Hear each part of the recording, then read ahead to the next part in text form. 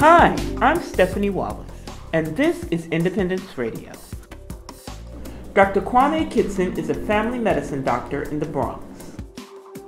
I spoke with Dr. Kitson about how we can get the most out of our visits with our doctors through frank conversation and good preparation. Enjoy the conversation.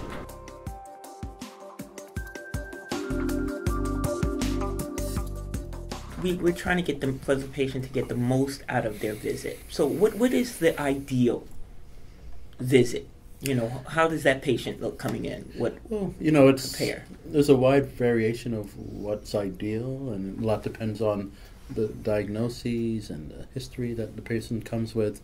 But in general, if I were to generalize, the well-prepared patient is a patient that's going to get more out of their visit than one who's not. And so the question is, what makes you well prepared? And a lot depends on what's available to you as a patient.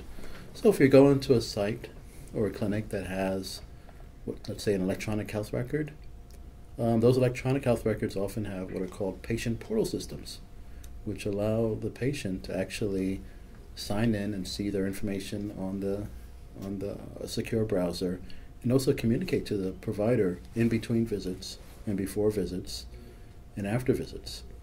And so a lot of what we call pre-visit planning can happen electronically. But for those sites that don't have that, a good thing to think of is having, let's say, a top 3 or top 5 issues that you want to discuss with your provider. And sometimes you might have 20 issues, but 20 issues can't be handled in the space of most appointments, unless you go into someone who can see you for an hour at a time, which is pretty unlikely now. What is the general, is there a designated time that the doctor spends with a patient, or is there a general? From what I've seen nationally, for a routine follow-up visit, it's about 15 to 20 minutes. For an initial visit, it's about 30 minutes. And then what a lot of doctors often do is they'll space out what they need to do over several visits. So we know that we can't handle everything on one visit, or they'll actually use the team around them. So the best sites or clinics to go to are those that actually involve a team concept of care. So that means nurses that are on top of the situation. They may actually have, if you have diabetes, a diabetes educator that's available. So a lot of good work can be done in between visits. And then that makes the patient more prepared to during the actual visit. And another thing, as far as talking to your doctor, a lot of patients feel a little intimidated, talking to your doctor, because you feel like, personally, I've felt sometimes a little ashamed, because maybe I didn't follow the doctor's orders precisely. I always tell my doctor before we get started, I'm a good woman, but I'm a bad patient.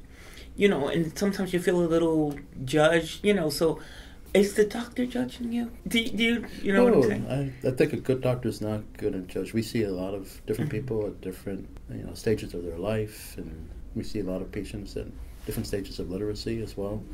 So we, at a good site, you're going to actually get screened for literacy, and health literacy in particular. You can be very literate in other areas, but health literacy is a different story, knowing what, different medical diagnoses are. So if I say, congestive heart failure, does that draw a blank stare? And sometimes you don't even want to say, Doctor, I don't know what that means. Yes. And sometimes you get all of this stuff. The doctor tells you have this, that, and then you really leave not knowing, just knowing what you knew when you came in. This hurts, and that's it. Well, and you go and you leave, and then you go and you ask somebody else. Well, he said I had congestive heart failure. What does that mean? Right. So the key is, communication is a two-way street, and to really effectively communicate, you have to also employ what we call the teach-back method, where in order for a provider to really know that a member gets it or a patient gets it, we ask the patient or member to repeat back what the most salient or best points of their plan of care are. And then we keep going over that until we know that at least the top three things are we both are speaking the same language. Okay. So what goes on when a patient comes in for a visit? Do you look at their chart before you see them, right? That is the best way to do it. But then also there's something to be said about looking at the chart with the patient.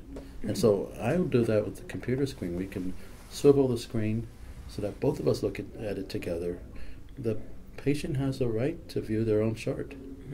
That's a fundamental right.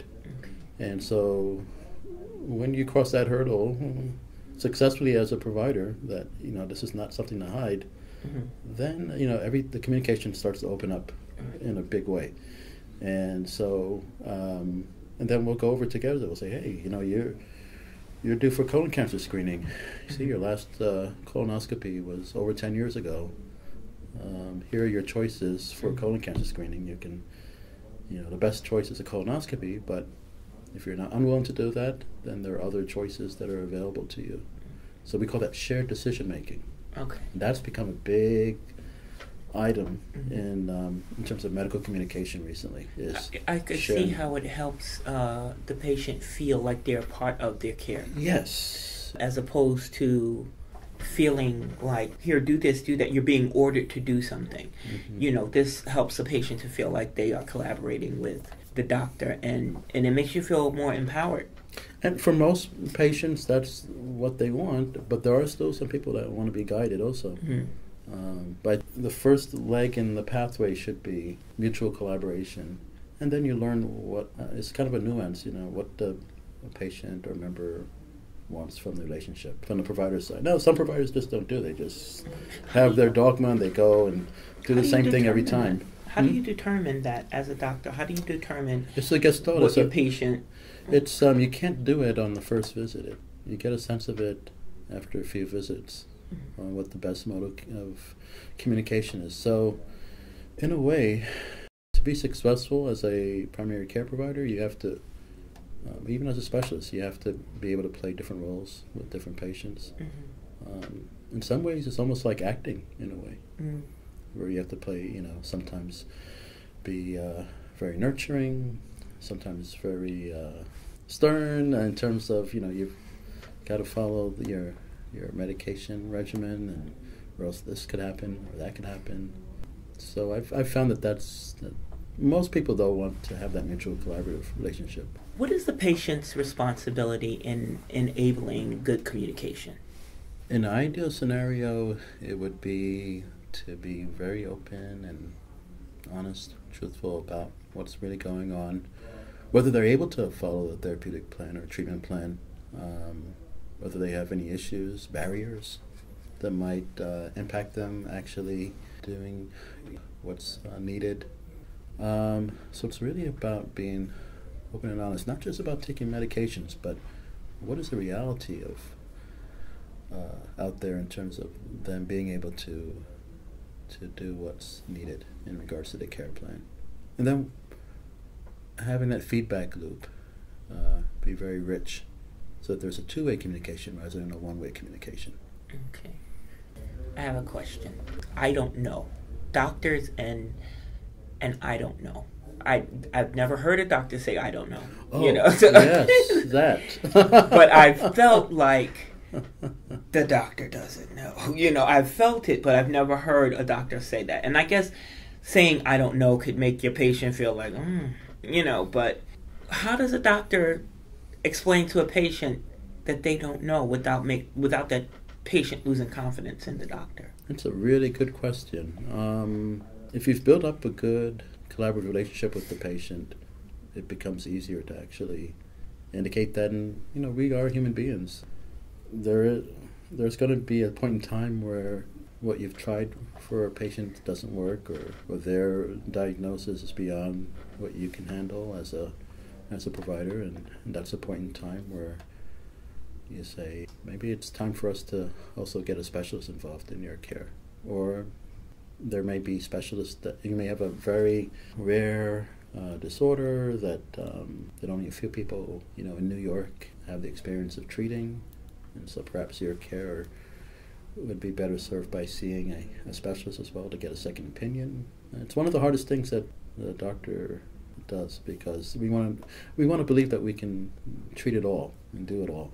But to be truly successful, sometimes you have to kind of let go and get others involved as well, for the benefit of the patient, because it's all about improving the care for the patient. It's not about anything else other than that. How do doctors feel about their patients getting second opinions? Is there... I'm not sure if I could speak for other doctors, but I think for specialists it might be almost insulting. For a primary care provider, if a patient comes to me and they say they want a second opinion as to whether they need, let's say, a hip replacement or a knee replacement, I have no trouble sending them for a second opinion. And often, in most cases, the second opinion is going to agree with the first opinion. And in that way, it actually helps reinforce the importance of that first opinion. Where if you didn't offer that second opinion, maybe that person doesn't get what they need. I always use myself as a reference. A lot of times with me, I can be given a treatment plan or something like that, but if the importance of it is not stressed to me, I start diagnosing myself and becoming my own doctor. I don't really need this. I don't really want to do this. I swear I know everything. I'm sorry. But, which takes me to another point. Yes. Patients who come in, and I'm sure that they're trying to do their best, but sometimes we get a hold of Google, and we really think that we come in there knowing more than you know. Sometimes, have you ever experienced that? It's quite vexing at points in time, because the internet's a great thing in most cases, but there's also a lot of bad information out there too. And so it's important to get information from trusted sites, and there are a few of them out there. Anything linked to the CDC or the NIH. And what is NIH? National Institute of Health. Okay. The CDC is the Centers for Disease Control, or from the New York State Department of Health, or City Department of Health. All that information has been vetted. Most of it is evidence-based as well. Okay. So it's been through a lot of review. We call it meta-reviews and clinical reviews. They've reviewed hundreds of thousands, sometimes thousands, of different clinical trials throughout the years to determine whether the evidence is there for a certain type of procedure, for a given patient, for a given diagnosis. The United States Preventive Task Force also is a great site to look at. There's a lot of good information, but there's a lot of bad information, and what's most vexing, I think, to a lot of providers is when people come in and almost half of the visit is kind of wasted debunking faulty information. But we appreciate the fact that patients are prepared to talk about these issues. And so that's where like a real informative discussion can happen, where we can kind of redirect people to better sources of information. Okay. I'm going to take you to another place. Patients with disabilities. A lot of times we find that we go into doctors' offices and they are not prepared for a person with a disability. Maybe patients that use wheelchairs or have mobility issues. A lot of times you don't find, you have tables that you can't get up on or things like that. And I think that is sometimes discourages a patient to go to the doctor. And is the medical field preparing for... Yeah, unfortunately, it's a great question you have, and we all thought the American Disabilities Act would solve it all, but, to be approved for an ADA, as an ADA site, you don't necessarily have to have all those things that make a person with disabilities comfortable in that kind of setting. So we're way behind, I think, in terms of addressing those needs. And only a few sites across New York, from what I've seen, are ready to, let's say, do a pap smear for a patient with chronic spasticity. Right. Or to have Hoyer lifts that can help patients onto a table. Many of the sites do have tables that come all the way down to the ground, and then can come right back up through hydraulics. So that's helpful. But a lot more work has to be done, and a lot more action, I think, would help that in terms of activism. Look how much happened in terms of HIV/AIDS, when we had activists also agitating for change. So more of that has to happen, specifically around those issues of accessing medical care rather. So I do acknowledge there is a big, big issue. I don't know how it is in other cities or states, but in New York, it's a big issue. Yeah, it really is. Before becoming disabled, it's nothing that you think about. But now, as a person with a disability, and I'm really very shocked sometimes when I go into an office and I see that table that's low and easy for me to get on. I'm like, oh, I feel like it's very special. Yeah, absolutely. But it really is. I'm just sorry to interrupt that you. The medical field has to get up on. Absolutely, and I think also with the Affordable Care Act that there should have been some provisions put in to also reward those sites that actually have that ability to help those with disabilities. So we reward people on quality and productivity, but there should also be a reward for being able to help those with disabilities. Yeah, because making things accessible for us does not decrease accessibility for others. So just make it even and level across the board, so that we can also be accommodated. But with that, I just want to make our points again. Our main point is the communication between doctor and patient. This is key to get the most out of your visit.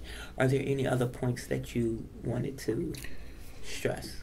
Well, there are a few things. A patient should always feel like they are in charge of their own medical care. That it really goes back to that. You have a right to access your medical records. You have a right to that. That's in the patient bill of rights. And there should be in the setting of your discussions with your doctor, you should be in a situation where you feel trustful and able to really open up and be honest about your condition. If you ever feel like you're not and you can't get past that hurdle, it might be time to think about seeing someone else, because it's not going to work. I mean, if you can't be totally open and honest, mistakes will happen. You're a different kind of doctor. I'm really, I've never experienced the humility from a doctor. Not that they're all arrogant or anything like that, but your demeanor is very warm and inviting and humble, and that helps. Well, I think that actually can help prevent a lot of medical errors. To kind of self-examine what you're doing as a provider. And I would say, and I'm not your patient, but as a patient, if I had a doctor with your demeanor, it would relax me and help me to be more forthcoming with whatever it is, because it's such a relaxed. You provide a relaxed environment. I have to find a doctor like you, Dr. Kitson. We're out there. Well, I think, a lot of the newer providers are kind of getting it in terms of that whole communication piece. And a lot of our doctors that have been around have kind of come to a point where we know that we can do better by communicating better with patients at a level that patients can understand. And then a lot of it also deals with how to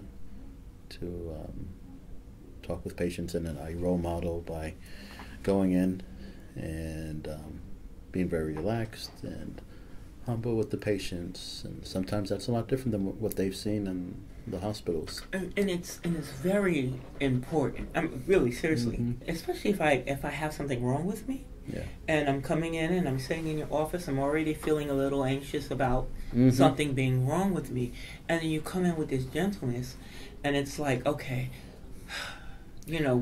I'm able to breathe. I'm able to relax and tell you exactly what's going on. What's going on with me? It's almost like background noise. Like, I've lived with it so long, it's not gonna. Yes. But telling you these things might help you to understand and connect dots. Okay, this is going on, so maybe that's this, and your demeanor means a lot. Well, I tell you, I tell you a secret. Not just you, but everybody else who's listening. But But almost half of what makes my communication with patients successful is not what I learned in med school, but it's from life experiences. Yeah. I've been working since I was 14 in different jobs, fast food, construction.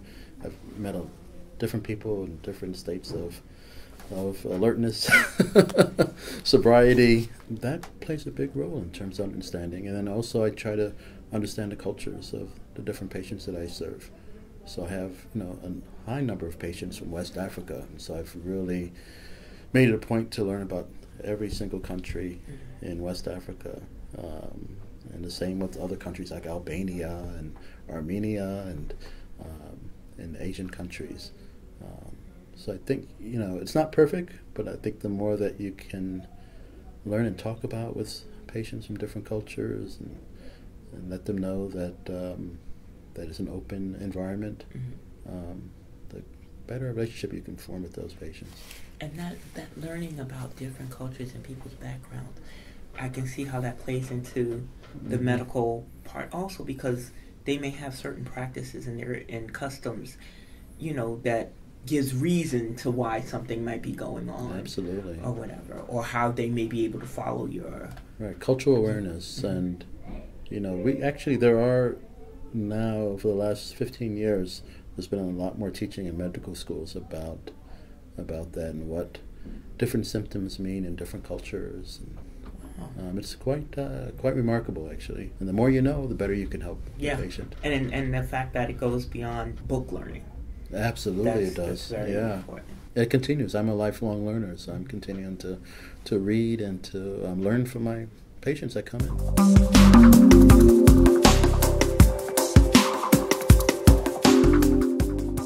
That was Dr. Kwame Kitson, and you've been listening to Independence Radio. I'm your host, Stephanie Wallace. I hope you enjoyed the conversation as much as I did.